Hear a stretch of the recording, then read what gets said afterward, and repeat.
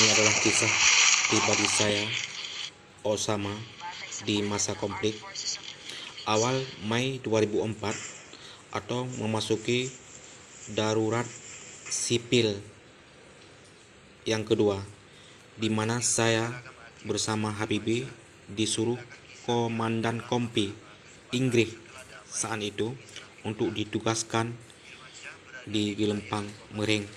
Hari itu juga kami berdua berangkat dan singgah di Gelempang Mering, yang ternyata si Hasanusi dan Hasanuddin sudah ada di sana, dan kami berempat bergabung di dalam kawasan itu.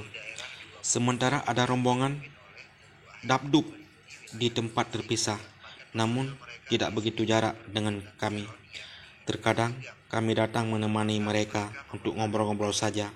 Habis itu kami berempat pamit pergi ke lokasi lain yang kami anggap aman. Sekitar 1 bulan kami berempat melalang buana di seputaran Gelempang Mering itu dengan perasaan biasa-biasa saja. Karena waktu itu kami memang tidak ada kejadian apa-apa, tidak ada kontak tembak. Kami tidak takut, kami tidak capek, karena memang kami tidak pergi jauh-jauh waktu itu. Paling kalau bosan ke warung si Amir Apanung, nonton sebentar, lalu ke alam lagi kami. Di alam sana saya sering terhibur oleh Habibie, karena Habibie memang rekan kami yang paling lucu. Semua kawan-kawan tahu sosok Habibie Wabakrung. Terkadang dalam canda tawa, dia singgung si Komar, kawan akrabnya yang telah tiada sekitar sebulan lalu, yang meninggal kejadian kontak tembak di Puntir. Sering teringat sama si Komar, katanya. Sementara Hasanusi, dia pun sering curhat sama saya. Terakhir Hasanusi bertanya sama saya tentang perjuangan ini.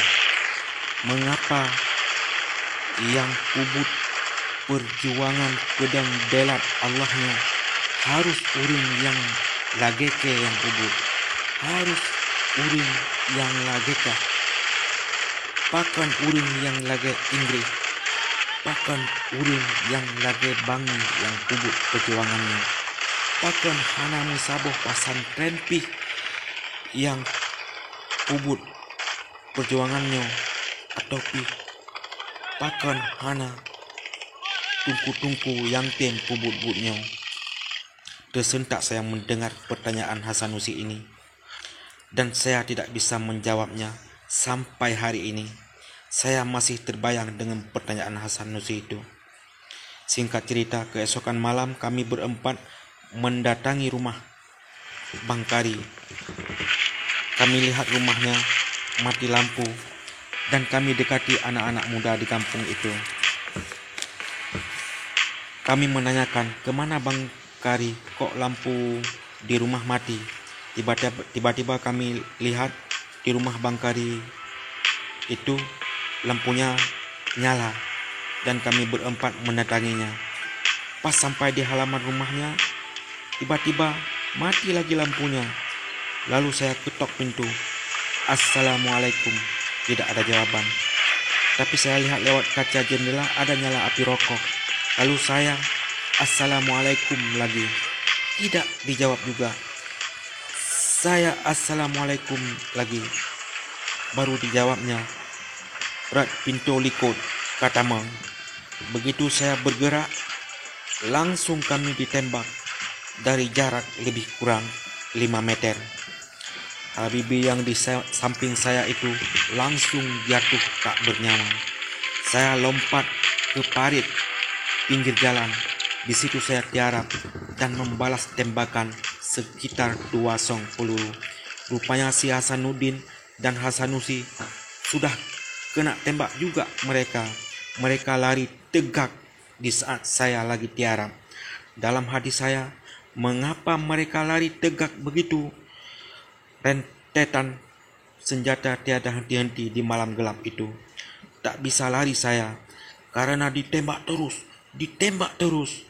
Riuh bantuan pun terdengar datang dari kunci, dan saya harus nekat lari sambil merayap cepat-cepat. Alkisah, dalam insiden tersebut, saya, Osama, sendiri yang selamat. Habibie, Hasanusi, dan Hasanuddin, mereka menghembus nafas terakhir di malam itu.